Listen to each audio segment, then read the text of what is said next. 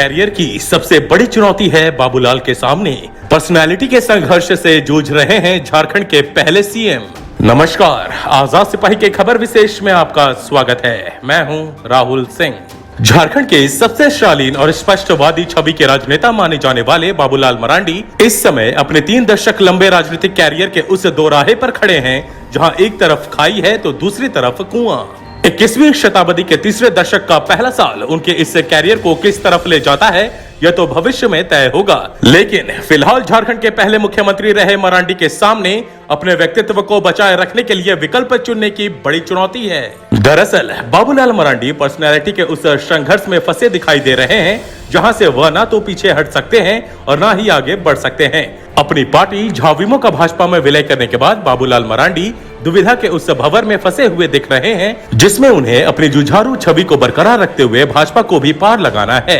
करीब 16 साल तक भाजपा के खिलाफ लगातार आग उगलने के बाद पिछले साल फरवरी में जब उनकी भाजपा में वापसी हुई तब से लेकर आज तक वह ना तो अपनी भूमिका तय कर सके हैं और ना ही कोई राजनीतिक चमत्कार ही दिखा सके हैं।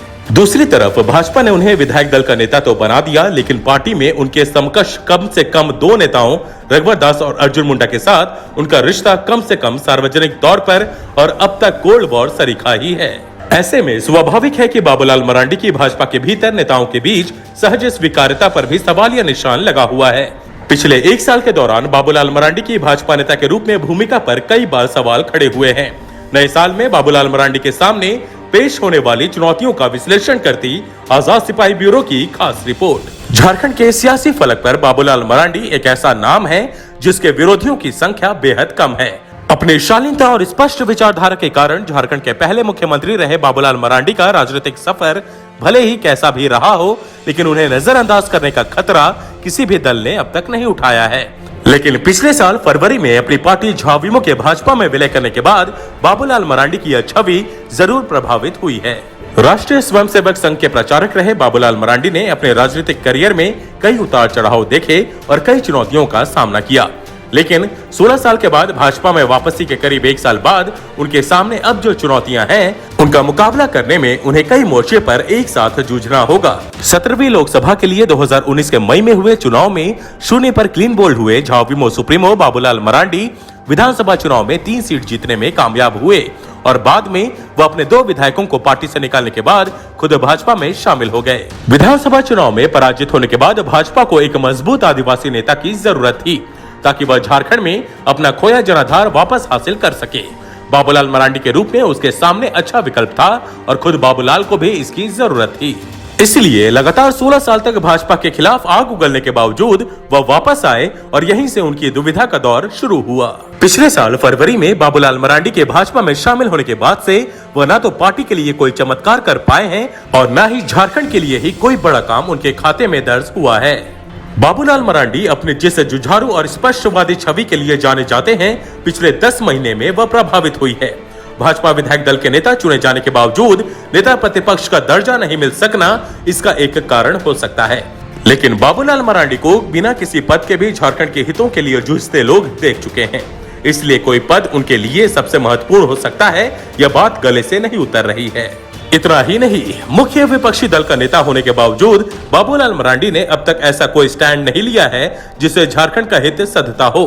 भाजपा में वापसी के बाद वह महज विपक्षी दल के नेता की भूमिका में रह गए हैं और उनका मुख्य काम सत्ता पक्ष को कोसना रह गया है, जो उनके व्यक्तित्व को धुंधला बनाता है। दूसरी तरफ काफी मान मनोबल के बाद बाबूलाल मरांडी को अपने खेमे में शामिल करने वाली भाजपा के अंदर खाने में भी उन्हें लेकर मतैक्य नहीं है। बाबूलाल के समकक्ष 2 नेताओं अर्जुन मुंडा और रघुवर दास उन्हें किसी भी कीमत पर वह स्पेस देने के लिए तैयार नहीं है और यह स्वाभाविक भी है क्योंकि लगातार 16 साल तक इन दोनों नेताओं ने बाबूलाल का प्रहार झेला है। इन दोनों नेताओं के साथ बाबूलाल का रिश्ता अब तक सामान्य नहीं हो सका है, इसलिए कई बार भाजपा में उनकी स्वीकार्यता को लेकर भी सवाल उठते रहे हैं। बेरमो और दुमका में हुए उपचुनाव में भी भाजपा नेता के रूप में बाबूलाल मरांडी कोई चमत्कार नहीं कर पाए। दुमका का मसलिया इलाका जिसे बाबूलाल का गढ़ माना जाता है, इस उपचुनाव में ध्वस्त हो गया। इसके अलावा विभिन्न मुद्दों पर बाबूलाल मरांडी के स्टैंड से भी उनकी छवि को धक्का लगा है। उदाहरण के लिए जब प्रदीप यादव के खिलाफ यौन उत्पीड़न का आरोप लगा तो बाबूलाल मरांडी ने उन्हें तत्काल पार्टी के प्रधान महासचिव के पद से हटा दिया, लेकिन जब भाजपा के विधायक ढूलो महतो के खिलाफ ऐसा ही आरोप लगा तो बाबूलाल मरांडी उनके समर्थन में उतर गए। वहीं अपने प्रभाव का इस्तेमाल करके वह झारखंड के हित में केंद्र से कोई बड़ी योजना नहीं दिला पाए, कोई मदद भी नहीं करवा पाए, जिसके लिए झारखंड के लोग उन्हें याद करें। इस तरह बाबूलाल मरांडी का नया अवतार अब उनके लिए चुनौती बन रहा है। नए साल में उन्हें हमेशा के लिए इसे खत्म करने की बड़ी चुनौती है। झारखंड को उस पुराने बाबूलाल मरांडी की जरूरत है जो हमेशा मुद्दों की राजनीति करते थे और अपनी साफ गोई के कारण हमेशा राजनीति की लाइमलाइट में रहे। वह बाबूलाल जो कभी पार्टी कार्यालयों में कैद नहीं रहे, बल्कि विषम परिस्थितियों में भी जो पद यात्रा के माध्यम से जनता के बीच रहते थे। यहाँ के लोग बाबूलाल की उस तस्वीर को देखना चाहते हैं जो अपने मुख्यमंत्रित्व काल में यह कहने का साहस रखते थे कि उनके राज्य में हो रहे भ्रष्टाचार से उन्हें नींद नहीं आती। बाबूलाल की वह तस्वीर लोगों को याद आ रही है जब वह पैनम कोल इंडिया के खिलाफ मजदूर हित में धरना पर बैठे थे, जिन्होंने संथाल हित में अडानी जैसी कंपनी को नाको चने चबवा दिए थे। आज के आजाद सिपाही के खबर विशेष में बस इतना ही। देश विदेश की तमाम बड़ी खबरों के लिए आप पढ़ते रहिए अपना लोकप्रिय दैनिक अखबार आजाद सिपाही। और हाँ, आप हमारे इस YouTube चैनल को जरूर सब्सक्राइब करें। धन्यवाद।